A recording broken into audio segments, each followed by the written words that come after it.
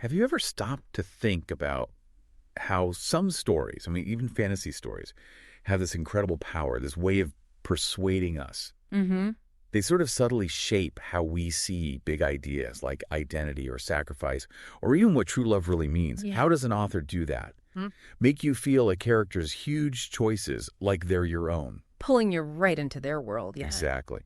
So today we're doing a deep dive into Cassandra Clare's Clockwork Princess. Yeah. It's the final book in the Infernal Devices trilogy. A really powerful conclusion. Totally. And we're going beyond just, summarizing the plot. We want to dissect the rhetorical strategies Clare uses, the clever ways she creates these really strong emotional and intellectual effects on you, the reader. We're talking about how she builds credibility, how she tugs at the heartstrings so effectively, and how she actually constructs a logical argument about things like agency and self-discovery, all within this amazing fantasy setting. And just so you know, for this analysis, you are experiencing a unique two-host AI conversation.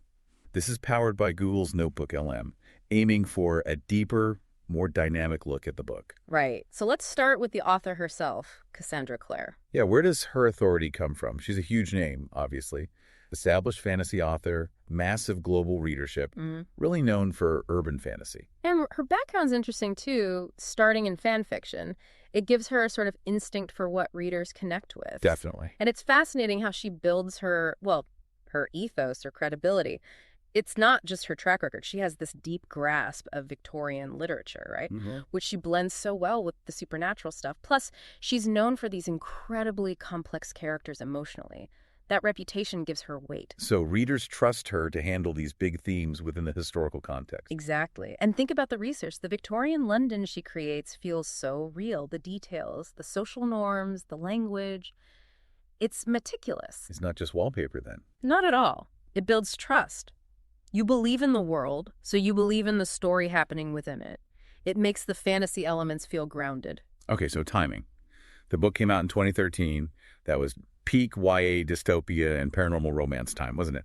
A very crowded market. Oh, absolutely. Readers had huge expectations then. They wanted epic stories, high emotional stakes. So how did Clockwork Princess fit in or stand out? Well, it perfectly tapped into that desire for closure for the trilogy, obviously, but it did more. It really resonated with ongoing conversations, about identity, where you belong. It's that tension between what you want personally and your responsibilities. Precisely. The target audience, those young adult readers into gothic fantasy romance, they valued emotional honesty, complex relationships, deep world building. Clare delivered all that. But you're saying it went deeper. Yeah, it offered really sophisticated character growth and these themes of self-determination. It wasn't just satisfying expectations. It kind of elevated them. She knew her audience wanted more than just plot. They wanted substance, something to feel and think about. Right.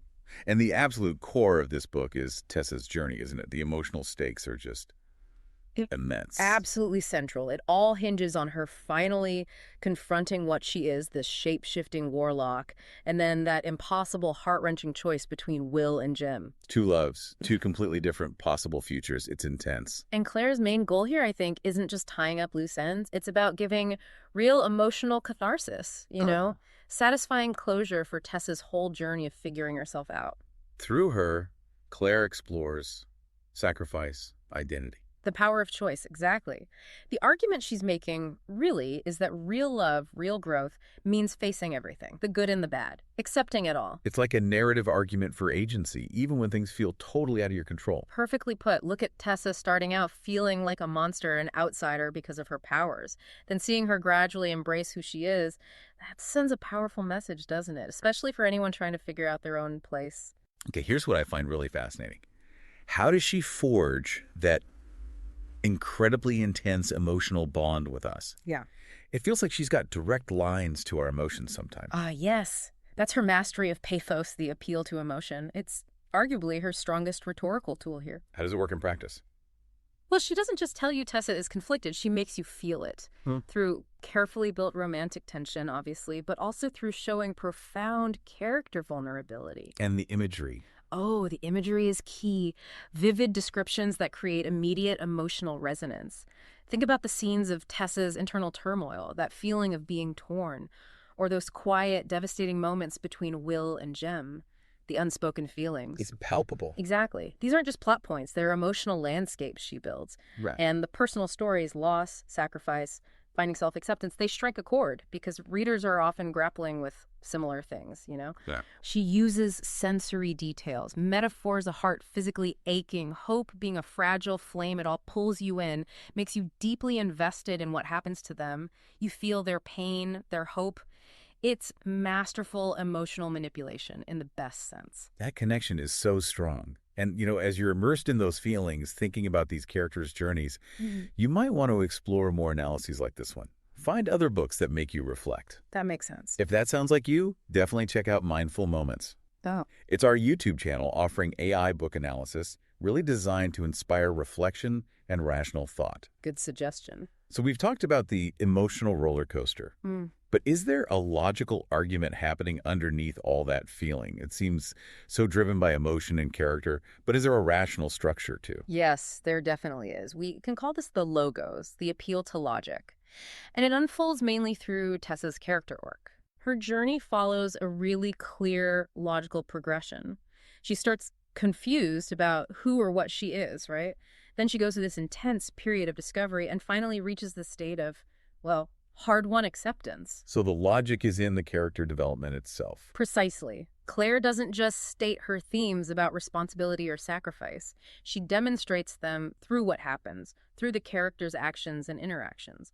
The evidence emerges naturally from the plot. So every choice Tessa makes, every consequence, it builds the argument. Exactly. It subtly reinforces the core message about embracing your true self, flaws and all, and the importance of choice. It builds this coherent case, almost piece by piece. Okay, let's dig into that structure idea more. How does the way this story is built, the narrative structure itself, contribute to the argument? Clare's quite clever here. The overall narrative arc mirrors that psychological journey of self-acceptance we just talked about. It moves chronologically from crisis through these key revelations to a final resolution. That progression provides a logical framework for exploring the themes. Right, like how the secrets about her parents and her powers unfold gradually. Exactly. It builds suspense, yes, but it also builds a coherent understanding of her identity. And importantly, she uses multiple perspectives. We get glimpses into Will's thoughts, Jem's feelings. Which adds complexity. It does. It helps you understand the difficult moral choices from different angles, but without ever losing focus on Tessa's central journey. It's like watching a complex argument unfold through the character's lived experiences. What about the subtler things? Like, did she use symbols? Yeah. Or is there something specific about her language? Oh, absolutely. Those details are vital. Think about the clockwork metaphor that runs through the whole book, even in the title. Right, the clockwork angel, the automatons. It's not just a cool steampunk aesthetic. It's a powerful symbol exploring fate versus free will. The mechanical imagery suggests things might be predetermined, like clockwork, Right. but it also argues for the possibility of making choices within those constraints, finding agency even when things seem set. And the setting itself, Victorian London. More than just a backdrop. Way more. It functions as a symbol, too. It reinforces the themes of rigid social expectations versus individual rebellion. Think of the contrast between polite society and the Shadowhunter world. And her writing style. Also very deliberate. Her language balances that formal Victorian tone, which gives it authenticity, with a very contemporary emotional feel. That makes these historical themes feel immediate, relevant. Accessible. Exactly. And she varies her sentence structure, right? Longer, more descriptive sentences for setting the scene, painting that foggy London atmosphere. And then shorter, punchier sentences for action or high emotion. Precisely. It enhances both the historical feel and the emotional impact. These aren't just random choices. They're all part of her rhetorical toolkit. So bringing it all together then, Yeah. What's the takeaway? How do these characters dealing with demons and magic and impossible choices actually teach us something meaningful? That's the core question for you, the reader, isn't it? Clare uses character development as evidence for her arguments. Tessa's growth from scared outsider to someone capable of making these incredibly tough choices is a powerful demonstration of human potential, of resilience. She shows, not tells. Exactly. Yeah. And the different paths taken by Will and Jem, the different ways they embody sacrifice and love, that's not just for romantic drama. It presents different models. Yes. It offers alternative ways of approaching commitment, morality, love. Clare invites you to consider these different perspectives on what it means to live a meaningful life, make sacrifices, find your own way. The characters become living arguments. So the big question then, After all this analysis, our deep dive, did she pull it off? Did Clockwork Princess achieve what Clare set out to do? Oh, I think overwhelmingly, yes. She absolutely succeeds in her main goal, providing that deep, satisfying emotional closure. While still exploring these big, complex themes. Yes. Identity, choice, agency. The ending feels earned, it feels authentic. It really shows how individuals can maintain agency, make meaningful choices, even when circumstances are incredibly difficult or constraining. And the blend of romance, supernatural philosophy, it all hangs together. It creates this really cohesive and compelling whole. You're left with a lot to think about. And her rhetorical strategies, they clearly work. She reaches that YA audience through emotional honesty, characters you can genuinely relate to, despite the fantasy setting. And she doesn't talk down to them. Not at all. She tackles complex ideas with respect for the reader's intelligence. It sounds like a triumph. But playing devil's advocate for a moment, are there any potential drawbacks? Anything a critic might point to? That's fair. It's always good to look at the nuances. I mean, while it's incredibly effective, you could argue she sometimes leans very heavily on the romantic tension. Which might not appeal to everyone. Possibly. If you're reading purely for, say, high-octane fantasy action and aren't as invested in the romantic arcs, maybe it feels like too much emphasis there. It is central to this story, though. And anything else? Maybe. And this is a fine point. The resolution, while incredibly satisfying emotionally, perhaps prioritizes that emotional catharsis slightly over absolute logical consistency in every single supernatural rule or detail. A stylistic choice rather than a flaw. I'd say so. It highlights that tricky balance in YA fiction, doesn't it? Balancing pure entertainment and emotional payoff with watertight world building and thematic depth. It's a choice Clare makes, and frankly, she navigates it very skillfully. That makes sense. And just a reminder, for more content that really gets into the weeds of storytelling strategies like these, do check out Mindful Moments on YouTube and explore our podcasts for more deep dives into other fascinating books and ideas. Definitely worth exploring. So let's leave you with this final thought to mull over. How is it that even in stories brimming with warlocks, clockwork automatons, ancient magic, authors manage to craft narratives that hold up a mirror to our own lives? Challenging how we understand ourselves, what we truly value, the choices that define us in the real world. How do an author's rhetorical choices do more than just tell a story? How do they subtly, powerfully shape our thoughts and feelings about the biggest human experiences? It's something to really think about long after you finish the book. It really is. For an in-depth book summary and to dive even deeper into Clockwork Princess, just click the link you see on screen. Please subscribe if you enjoyed this, share it with fellow readers, and maybe consider purchasing the book through our link. And above all, Keep thinking rationally about the stories that shape your world.